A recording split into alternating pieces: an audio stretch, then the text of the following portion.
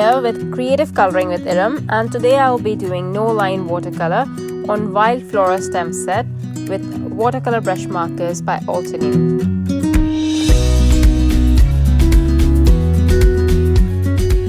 I'm using Limestone Dye Ink to stamp the image onto watercolor cardstock. Next I'll use purple wine and Persian blue to color the flowers. I'll start one petal at a time, covering the entire petal with water, then adding Persian blue watercolor. To this I'll add a hint of purple wine pigment as well. I'll add 2-3 layers of color or more concentrated pigment where I want to show shadows. There's not much to tell about this technique. I've covered it several times before too. You can watch me color. I'll put on some music. If there's something important to tell, I'll put it on the screen.